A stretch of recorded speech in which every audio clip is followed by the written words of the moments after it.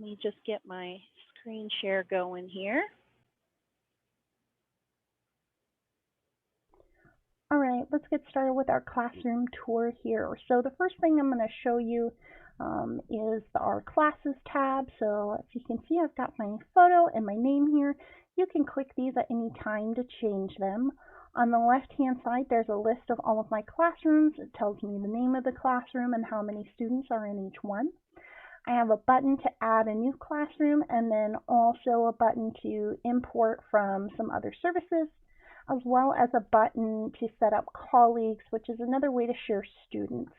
Since you're already going to be using Google Classroom for all of your students, you won't have to worry about manually sharing students, as that will kind of happen automatically.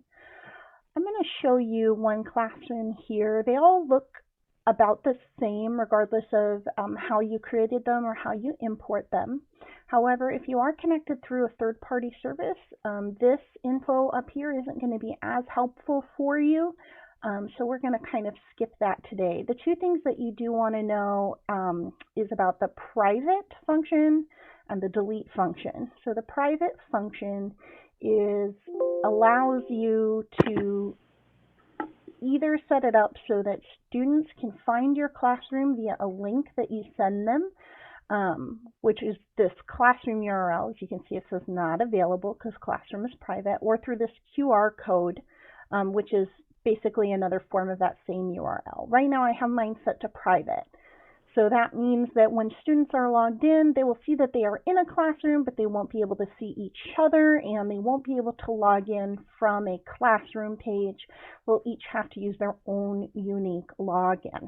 If I change this to unprivate or convenient settings, they can actually sign in via a classroom page. I'm going to go ahead and leave mine as private. Okay, so the next subject on our Boom website tour is the second tab from the left here, the library. So the library is just what it sounds like. It's where all of the decks, resources, etc. that you purchase are going to be stored. You'll see over here you have some folders. You may not have this many. If you have not added any extra folders, the default folders that you'll see are the purchased and the self-published folders. The purchased folder contains every deck you've ever purchased, and the self-published folder contains every deck that you have created and private published. You do have the ability to add new folders. So if you hit this button here, a little pop-up will come up. You can name your new folder. And then putting decks into your folders is as simple as dragging and dropping them into whichever folder you would like them to be in. Once you've added some custom folders, you'll see two more folders appear. So you have Purchased Unfoldered, which contains all of the decks that you have purchased that do not also exist in a custom folder. So for instance, I have this one, this AAC Core Words. If I put this in my first grade folder, it's going to disappear from here. It'll still show up under my purchases, but it won't show up under Purchased Unfoldered. Self-unfoldered is the same thing, but for decks that you have created. The other important thing to know about your folders is that decks can actually exist in more than one folder. So if we take, for example, this idioms game, I can put it in my first grade folder. It's still going to show up in purchased. I can also then drag it into my second grade folder. And if we pull those up, we can see that it exists in both folders. This is very helpful, especially if you need to assign decks to multiple students, but not necessarily a whole classroom, and you want to have a way to keep track of them. You could absolutely make a new folder for each student to keep track of which decks you have assigned to them. In addition to that, you could always folder them by subject or folder them by grade level. Whatever organizational system works for you, you're more than welcome to do. So the next thing I'm going to do is show you how to filter your decks. So once you have a fair bit of content, it can be kind of overwhelming to scroll through here, and then you have to page over to see all of your decks. To help you find the decks that you're looking for, you can always search. So these are all of my animals decks. You can further filter that by subject level. You can also have it search alphabetically or reverse alphabetically. That's an option as well. If you're not sure exactly what you're looking for, but you know you have a lot of ELA decks, you can filter by English language arts here, and that'll pull up all of the decks that are tagged with those subjects. Also, files are here. Files sometimes come with decks, and you can view them. Sometimes they're supplemental materials or worksheets, etc., that you might find useful. Usually it will say in the store listing if it includes any kind of additional download. The other two things you can do from your library is you can view your cart, which we'll go over in the store, and your wish list, which you can also view from the store. And that is actually where we are going to head next. All right, so that was the first part of our website tour. What I would like to do is I'm going to share my screen again here, and I want to give us a chance to actually go through and I can show you how to import a Google Classroom. So I'm back over here on my Classes tab, and down here on the right, you can click either, you can click on the import from Google. What it's going to do is it's going to come up with a box and it's going to ask you to choose which Gmail account. If you haven't already connected your Google account to your Boom account in the settings, you will have to sign in. I'm already connected, so all I had to do was just choose which Google account. You can see that my Google Classroom course pops up here, and then I can hit this import roster button. And what that does is it essentially makes a student account for each of those emails that were in my Google Classroom. So these students that I've just created, when they log in, they'll be able to log in using their Google Classroom information. So that makes it a lot simpler, especially for students who have been remote most of this year. If they're familiar with how to log into Google Classroom, getting them set up in Boom is really easy because they can just use the same login information. All right, so what we're going to do next is we're going to pull that video back up. I'm going to show you the store real quick, and then we'll pause again, and I will show you how to assign decks both inside Boom and then also in your Google Classroom as well. And again, if anybody has any kind of questions or for some reason you're having trouble importing, feel free to drop that question in the chat and we will help you out.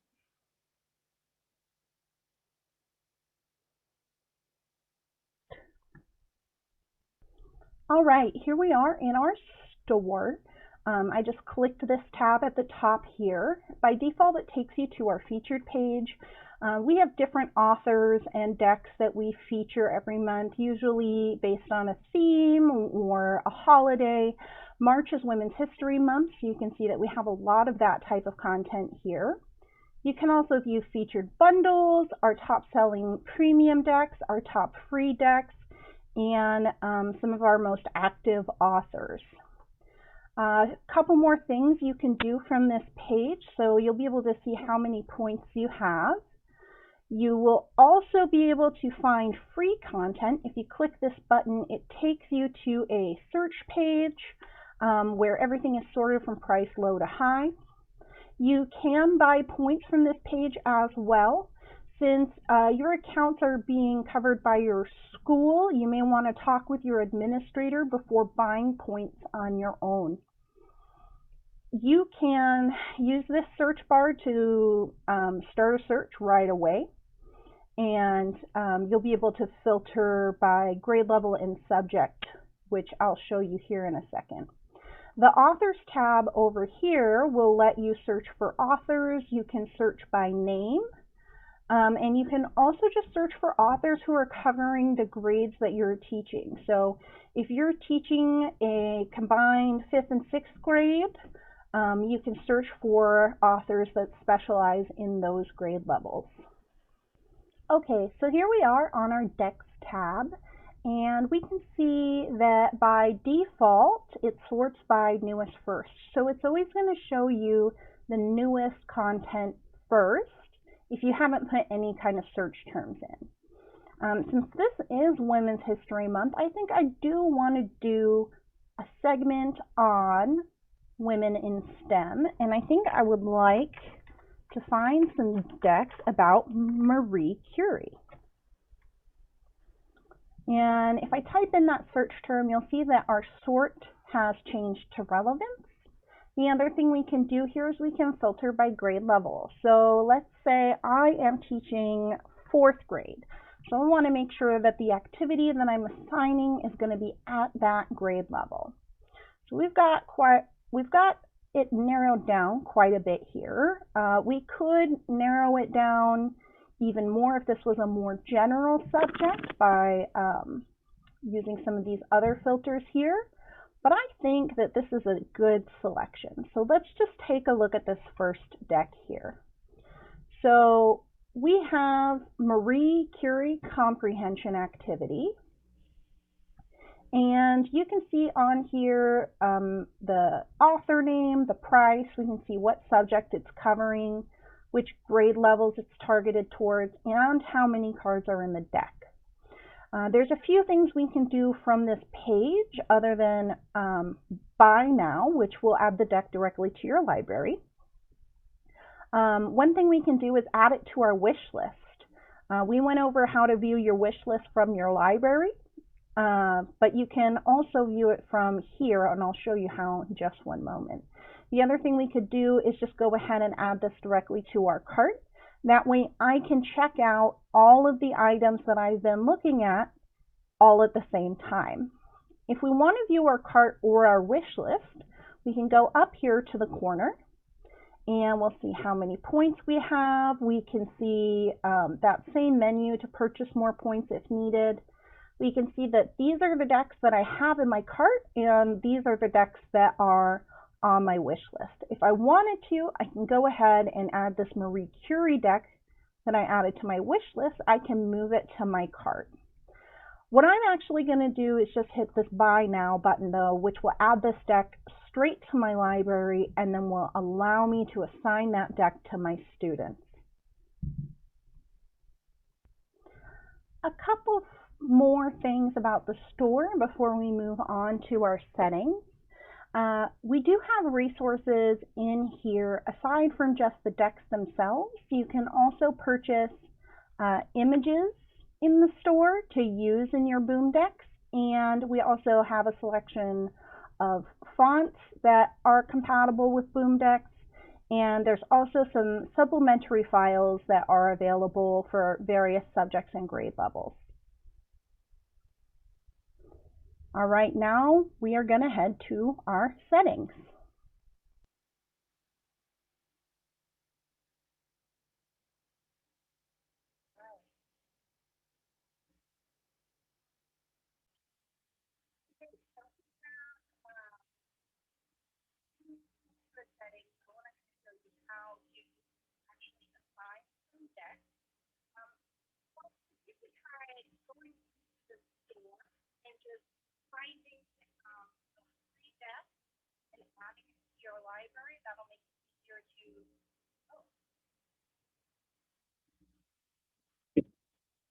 Can you hear me now? All right. I moved my microphone because I was getting very loud typing sounds. So if I could have everyone just take a couple of minutes, go into the store and pick up a free deck and just add it to your library. That'll make it a lot easier to follow along. I'm going to give you a couple of minutes to do that. and then we'll come back and I'll show you how to assign.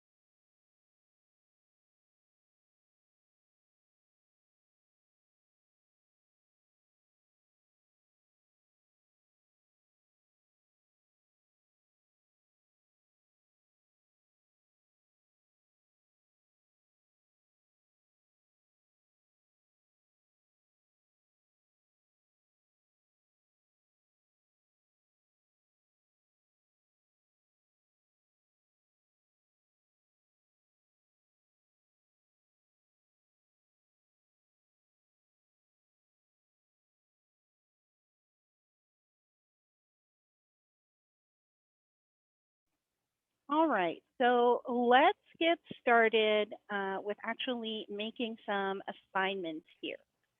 So I'm going to share my Boom account once again, and we're going to go over here to the library. You can assign decks directly to an entire classroom from the library. All you need to do is hit this drop-down menu, hit assign, and then choose which classroom you want to assign it to. For students to see the assignments that have been set up in Boom, they do need to be logged in. The other way to assign to an entire classroom is actually from the Classes tab. You'll see here under Assignments, you can choose Assign More Decks. It'll show you basically a mirror of what you have in your library. So you can see I have all the same folders here. I can select any of these decks and just check the check boxes. You can also search for a specific deck, and now these decks are assigned to every single student in this classroom. Now, if you want your students to primarily access their Boom decks through a Google Classroom assignment, what you're going to want to do is create a hyperplay link, which we can do also hitting this action button, and then choose hyperplay link. And what this does is it generates a hyperlink that you can copy and paste into your Google Classroom. When the students click on the link inside the assignment, they'll be prompted to sign in if they're not already signed into Boom, and then it will take them directly to the activity. This can be very helpful because especially if you have multiple teachers who are using Boom, students can sort of get confused about which assignments they're supposed to be doing on which days. So by having them go directly to that day's activity, sometimes it makes it a little bit easier for students to manage. So all I'm going to do here is just copy this link, and then I'm going to go over here to my Google Classroom, and we are going to create a new assignment. We'll go over here to Classroom, and I'm just going to add Boom cards for 4/7/21. Complete this deck by Friday. And then we can click our link here. So we can click Assign. And then the students who log in will see this as an assignment. They can click this link, and then they'll need to sign in, which they can do by hitting Sign In with Google, and then it will take them directly into the activity. Oh, I'm in an incognito window, so it won't let me sign in because you have to have your cookies enabled in order for sign in with Google. But that is how you will assign if you want them to primarily access the cards via Google Classroom. We also have one more way to assign Boom cards that is really good for a practice activity or an activity that you want to do with a group and you want everyone to follow along using the same deck, but you don't really care about having it be tracked, or you don't need the students to sign in, and you don't need that progress data. So if we go back here to our library, we go back to our action button, we can hit this fast pin option. Very similar to the hyperplay, it generates a link. However, the difference is with this link, the students are not required to sign in, and it does not collect any student data. So you can copy and paste this link into an email, into a Google Classroom assignment, into a Zoom chat, whatever works best for you. The students can click that. They'll go directly to the activity and work through it at their leisure. The only thing you need to know is that these links are only good for 14 days. After 14 days, you'll have to generate a new PIN number, which you can do just by coming back here and hitting that generate new PIN button. This one I can actually demonstrate in an incognito window because it does not require you to be signed in. Bear with me here. New incognito window. So if I just copy that link and paste the URL here, now we've been taken directly into our activity. So that's how the three main ways of assigning Boom cards work. The very last stop on our website tour is going to be our settings page. So that'll just take you through where you can go and change your email and a couple of basic account maintenance things that it's handy to know. Let's do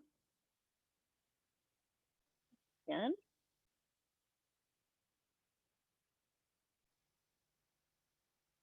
All right. Okay, so on the final stop of our website tour, we're going to go show you a little bit about the settings menu. So over here in the upper right hand corner of your screen, you'll see a button that says menu with 3 lines next to it. You can click that and that will open this sidebar. To get to your settings, just click the My Settings button.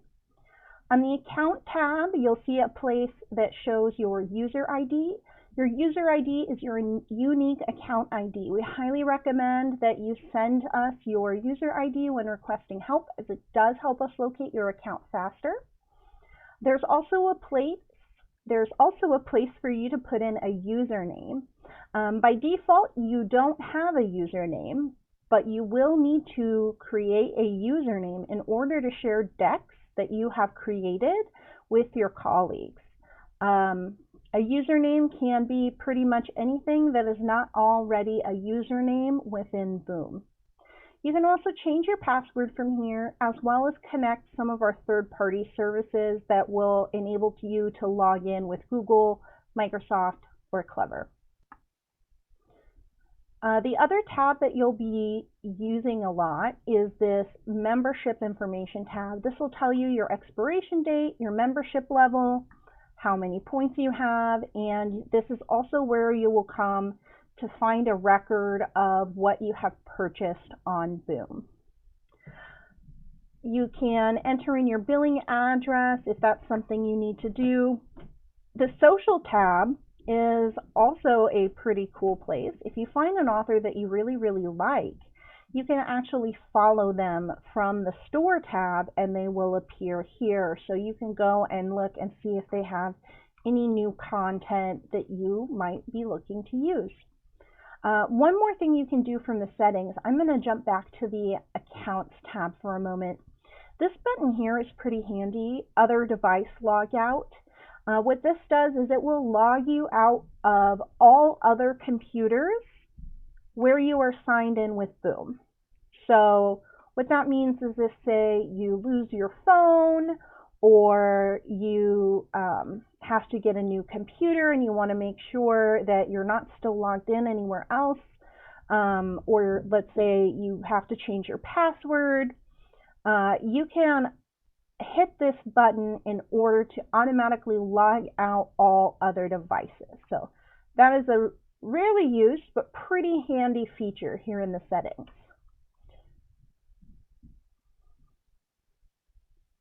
Okay, now that we have our basic text box.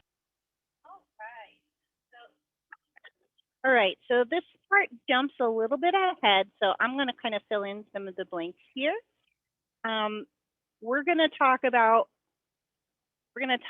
how to build a basic deck here. So what we're going to do is go to our studio here. Before you're able to make decks, you do need to put in a name here. It's just your author name that is required if you want to be able to make decks. So you'll want to fill that in. You can also change your picture here. And then we're going to go down here to the Make Decks button. And I'm going to show you a couple of basics.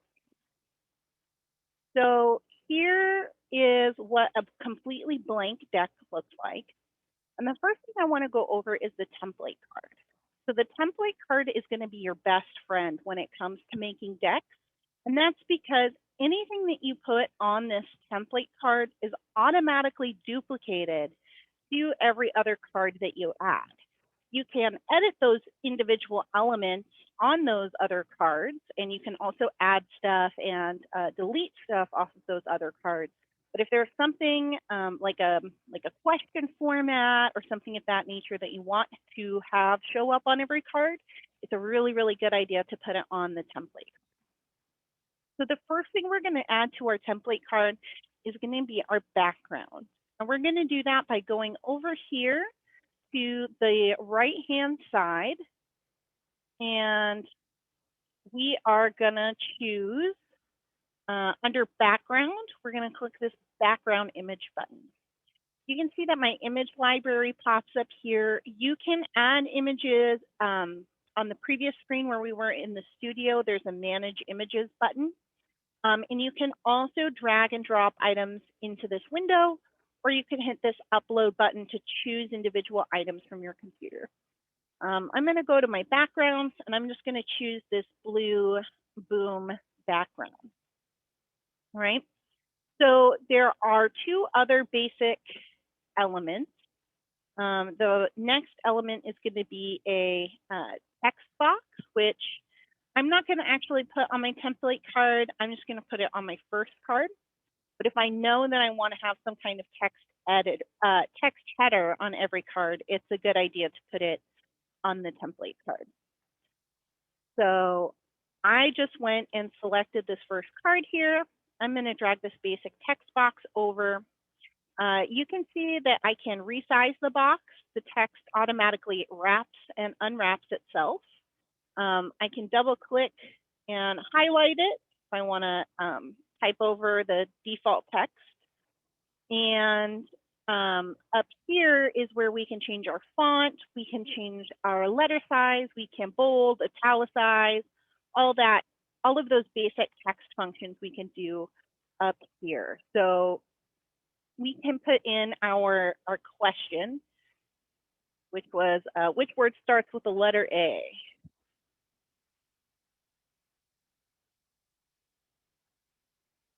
So that's going to be our first question here. And in my opinion, the plain black text on a blue background doesn't show up too well. So what I'm going to do is I'm going to come up here to the color selector and actually change it to yellow. So that's the basic element of text, and that's the information about the template card. And we're going to go ahead and jump back to the video. I just want to show you the other basic element, which is the image box. So we drag that onto our screen. We're brought back to our image picker. I'm just going to use this happy little sunshine GIF. Kids really love animated pictures, so You might use this as an attention grabber or as a congratulatory image, or just for fun. I mean, who doesn't like fun? So it's not much like the basic text box. It's not in a frame automatically. It's not marked as a correct answer or an incorrect answer or as a draggable object. It's just a picture. You can turn it into any of those things or give it any of those options using the controls over here on the right. You can also change the number of answers inside any container. So if we want to add more options, we can select one of these boxes. We can copy it using our keyboard shortcut. That, for me, I'm on a PC, is Control-C. And then we can paste it into this box. And you see all of these answers automatically resized to fit in the box. If we want to make them a little bit bigger, we can make the box bigger. And if I just want to paste that in there again, now instead of choosing from 4 answers, our students can choose from 6. And then to turn these into valid answers, I'm going to type the correct answer here, and I'm just going to put some wrong answers in these other boxes.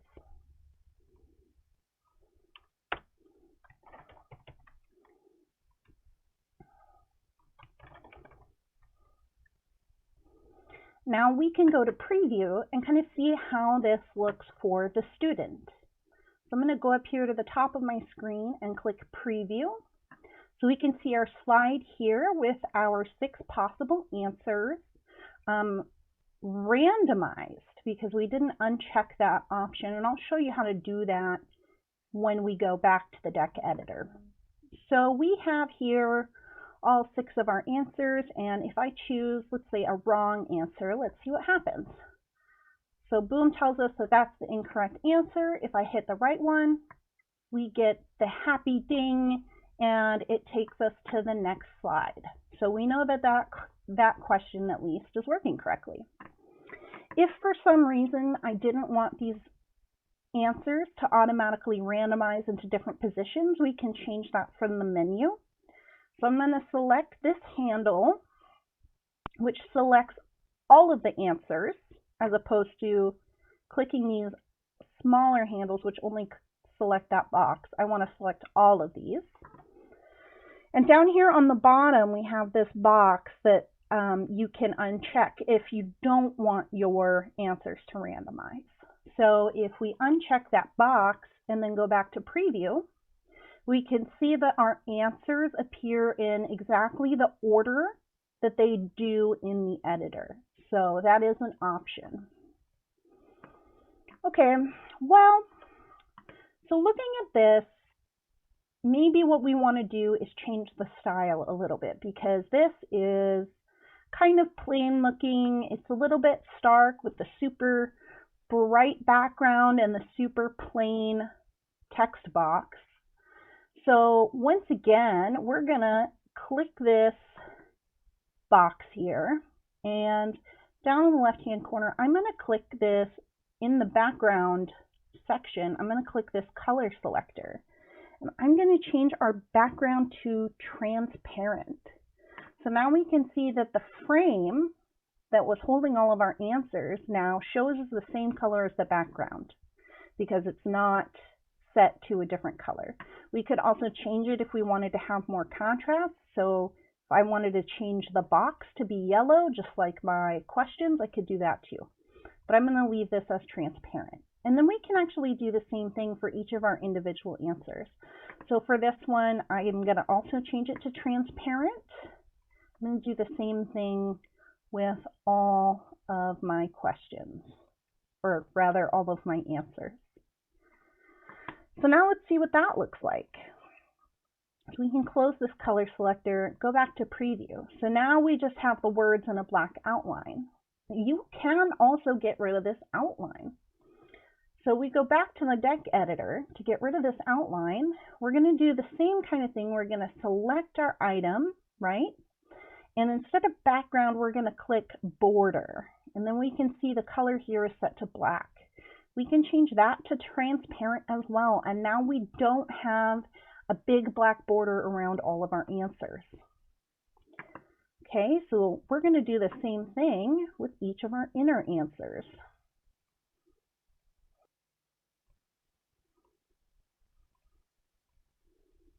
Okay, let's see how that looks. So now in our preview slide, we can see we just have the words. We don't have any boxes. We don't have anything except the words themselves. So if you wanted to not interfere with whatever picture you had in the background, you can basically change everything to transparent. And you can do this with multi-choice or multi-picks, and it also works with pretty much any other element you want to drag over. You can make the boxes in the background transparent. So I'm going to go ahead and show you the next type of multiple choice question, which works very, very similarly. So for multi-pictures work the same way as multiple choice. You can do all of the stuff I just showed you with adding extra answers, with making them bigger or smaller, as well as changing the frame and background to be transparent. So as you can see, this is very, very similar. We have one answer highlighted in green, which is correct, and we have 3 that are highlighted in red, which are not correct. So to do this, we're going to double click on here and our image selector opens up. I'm going to go to my folder that just has my letters and I am going to pick a vowel. And then I'm going to go back and I'm going to pick some letters that aren't vowels to be my incorrect answer. So because these are pictures and I really want them to pop, I am going to actually go ahead and make these backgrounds transparent.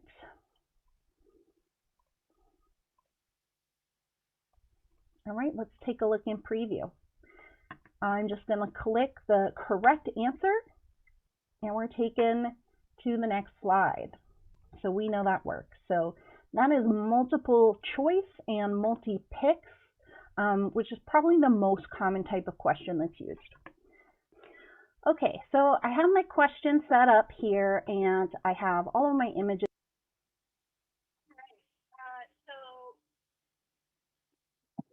So that went over the 2 basic types of multiple choice questions. So we have multiple choice, which is text-based, and then we have multi-picks, which is picture-based, and they essentially work the same. This next section is going to show you how to do a drag and drop activity, which is really good for sorting. It's also really good for a lot of math applications like counting money, units of measure, that kind of thing can be used to like drag numbers onto a timeline. Very, very useful. So for this scenario, what I've set up here is just a bucket and then some letters here. And all I've done is add this, dragged the image over onto the screen and then selected from my image picker, which is literally works just like this. Then I can choose all my letters and resize them to my desire. So this next section is going to go over drag and drop. Again, if anybody has questions, we are here to help. So I'm going to switch back to the video here, and I'm just going to back it up just a little bit. Question that's used. Okay, so I have my question set up here and I have all of my images on this slide. So the first thing we're going to do is turn this bucket into a drop zone. So I'm going to select that image and then I'm going to click over here on the right under drag drop options. I'm going to click drop zone. Then for each of my items, I'm going to come back over here, select the item, come over here and hit draggable. And you can see the little blue pointer finger appears each time I do that, which is how you know if something is set up as a draggable item. Now that I've turned everything into a draggable item, I'm going to take my correct answers and link them by just dragging that blue pointer circle over to the little blue flag.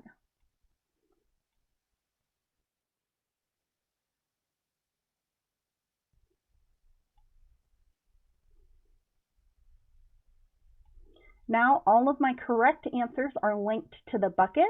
The incorrect answers are not linked to the bucket, but they are still draggable items. Let's see what it looks like. So as you can see, everything is available to be dragged. So my wrong answers and my correct answers are available to be dragged. If I put something in the bucket that's not supposed to be there, it won't accept it as a correct answer. So if we hit submit, it's going to pop out that item that was the incorrect answer, and it's going to have us try again. But once I add in all of my vowels and hit submit, it accepts it as a correct answer. So you might have noticed that when I was dragging things into the drop zone, it actually ended up on top of the drop zone rather than inside or behind this image. To make things look a little more realistic, you can actually make it so that it appears that these items disappear when you drag them. The way you're going to do that is we're going to add another image of the same bucket, and I'm going to resize it to just be a little bit bigger than my original bucket, and I'm going to place it right over the top. Okay, now this item, what we want to do is we want to mark it as a draggable item, but we also want to lock it. So if we do this and we go to preview, we can see that when we drag the items over, they actually disappear behind that second image of the bucket. So the items will appear to actually go inside the bucket when the students drag them over. And that's how drag and drop works. So we went over multi-choice with text, we went over multiple pictures, which is multiple choice but with pictures, and we went over drag and drop. There are some other types of options, and there's so much that you can do when creating boom cards, but hopefully this will be enough to get you started.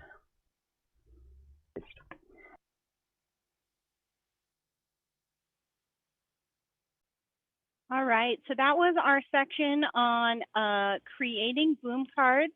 I know a lot of you in the pre-registration survey expressed a lot of interest in creating boom cards. So if you have any specific questions or want me to go back to something in the deck editor, drop it in the chat or raise your hand and we can answer those questions before we move on to the next section.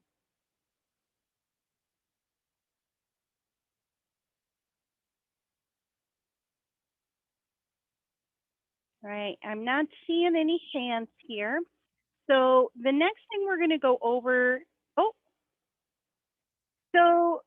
drag and drop, we got a question in the chat. Have students had success dragging and dropping using iPads? My understanding is that the drag and drop does work when the student is accessing the deck directly from their iPad, as opposed to a screen share on an iPad.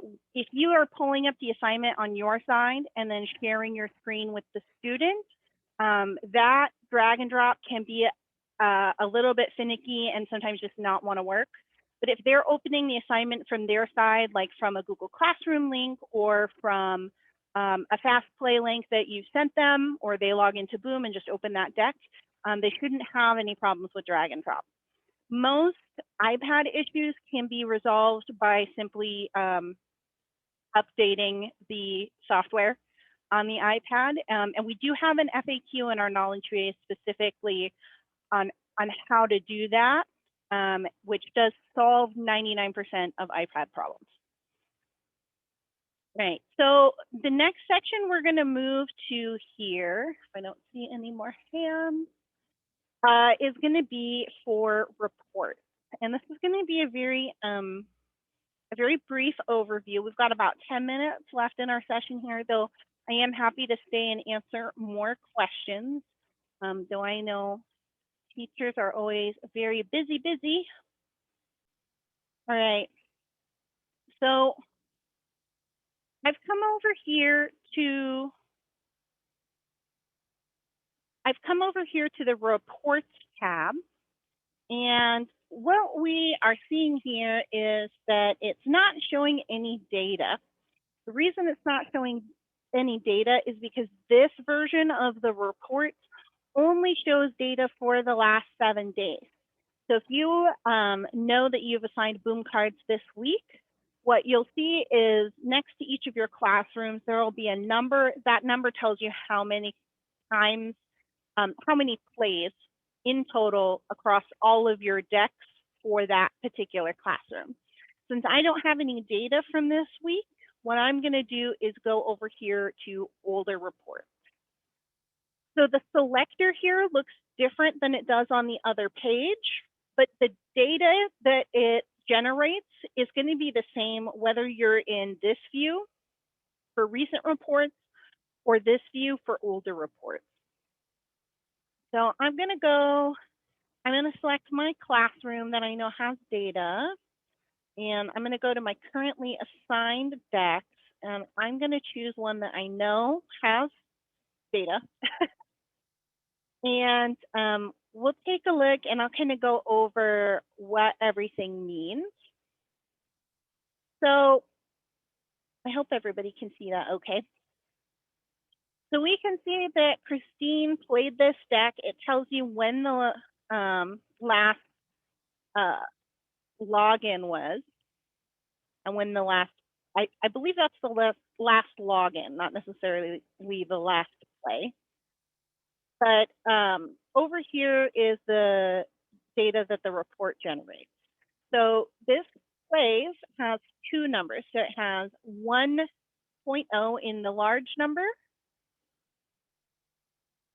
and 12 in the smaller number. What that means is that the student has played through all of the cards in this deck exactly 1 time, and they've played a total of 12 cards. Mastery is an indicator that of how many cards a student has gotten correct out of the whole deck. So out of the 12 cards that they have played, 10 of those were actually question cards. 2 of them were what we call lesson cards or non-question cards. So sometimes you might have here is some information for like a reading comprehension exercise, read this paragraph. There won't necessarily be a question on that same card. So you go to the next card, and that's where you'll find your question. So the number of cards in the deck is not always the same as the number of questions. So in this case, there were 10 questions, and this student got 9 of them correct. If this student wanted to play through this deck again, and they answered the one that they previously got incorrect, on their second playthrough, if they answer it correctly, this would change to 9 out of 10. So mastery is a reward to students who stick with it and are trying to master the material. Time is just how much time the student has spent playing the deck. You'll be able to compare this across, all the students who have played. If one student is taking a way longer time than everyone else, it could be they're having some trouble with the material. It could also just be that they left their boom cards open and forgot about it. But it is always good to check this to make sure that your times are all sort of in line with each other. The average, best, and last scores, since Christine has only played this once, average, best, and last are always going to show as the same until she gets more play data. So she can up this best score by replaying the deck and getting that question that she missed the first time correct. And then she'll be able to change her best score to 90%. And then the last just shows the most recent playthrough. The place where there tends to be the most confusion surrounding reports is there an option for teacher-paced playing of cards? So what we recommend is if you want to, you can open up a Boom Deck in fast play mode, or even in preview mode if you don't need the cards to be randomized. You can share your screen with your students or put it up on a projector if you're doing in person, and you'll be able to go through that deck and have students input, give their input and help choose the correct answer as a group. We've also had a lot of success with SLPs who use Boom Decks, not just SLPs, but other interventionists as well, who use Boom Decks in one-on-one sessions. So they'll pull up the activity on an iPad and go through each card of the activity with the student. So there's a lot of different options about how to utilize this, both for remote learning and in-person learning, group lessons, and one-on-one lessons. So back here to the reports, where it starts to get a little bit confusing is when you have decks that have a lot of cards. So if we look at this Addition Facts deck, it actually has 109 cards. For a lot of students, especially if they're in this, kindergarten or like first or second grade level, they don't have the attention span really to sit through 100 cards. So by default, Boom shows each student 20 cards at a time. So each time the student opens this activity, they'll play through 20 cards and then the activity will end. What that means is that in order to gain mastery and in order for this plays number to be one or more, the student would have to play through the deck multiple times. So if you assign a deck and all of your students are showing only partial progress, take a look at the deck and see how many cards or questions it actually contains. You do have the ability to change the default number of cards served for most decks, and I can show you where to do that. But if you look at the bigger number, if you look at the bigger number under Mastery, that'll tell you how many cards it has. It's also in the deck description in the store. So just keep that in mind when a student tells you, but I did the activity, but you're not showing that they've played all the way through it. More than likely, they just have not replayed enough times to see all of the cards, and that may or may not be what you want them to do.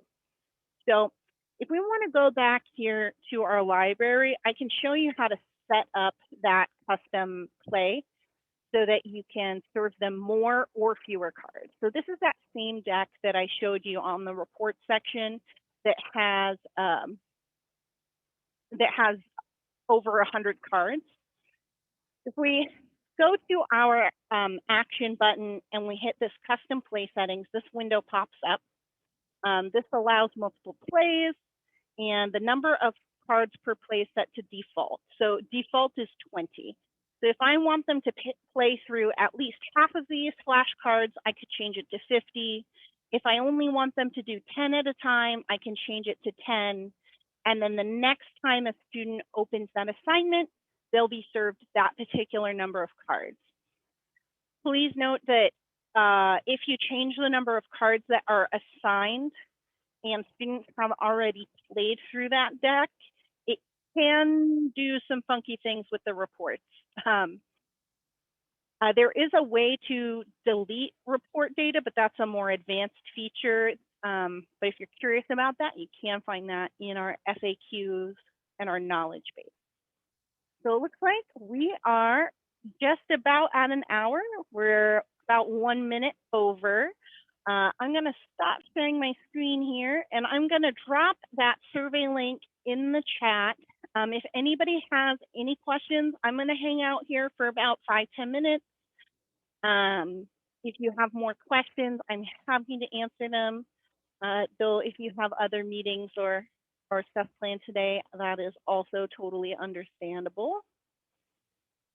Bear with me while I get that meeting link or that feedback link.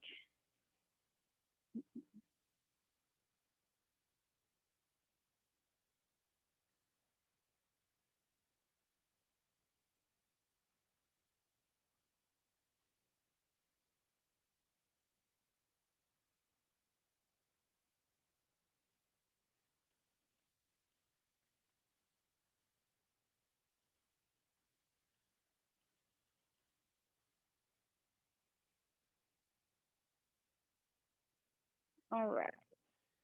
So here's the link. Drop that in the chat for everybody. If you could just take 5 minutes to fill out the survey, it would mean so much to it. Thank you, Joanne. It was such an honor to meet with you all today.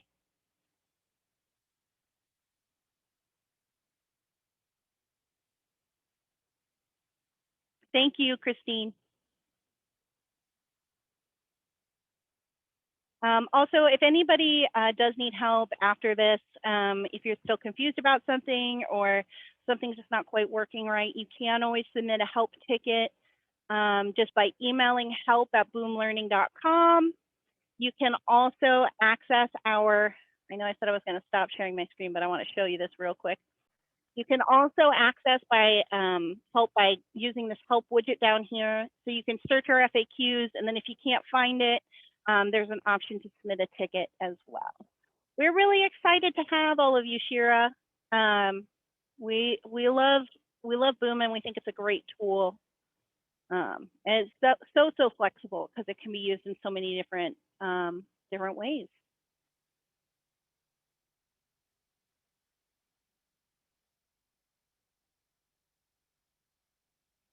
Thanks, Elisa. You have a wonderful day.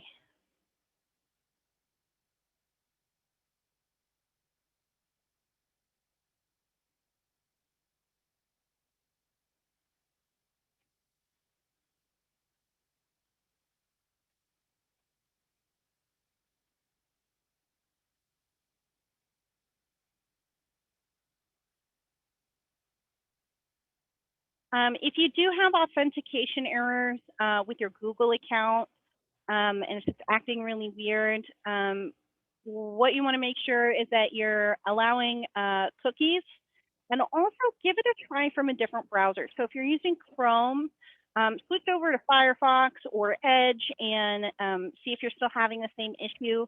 A lot of the times it's just a browser setting. Sometimes Google can be a little bit finicky, and you just need to try it again and it'll go through. You can also, if you're having trouble importing from your classroom, you can actually connect your Google account in your settings. You can connect your Google account in your settings, and sometimes that can help. If your Google account is already connected to your Boom account, it can make it easier when you're trying to import.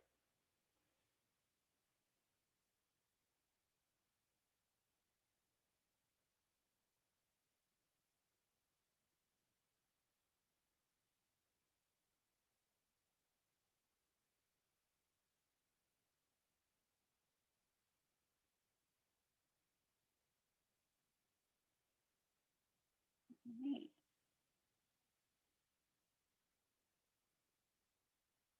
Looks like we just have Christine and Joanne in here too. Do we have any other questions?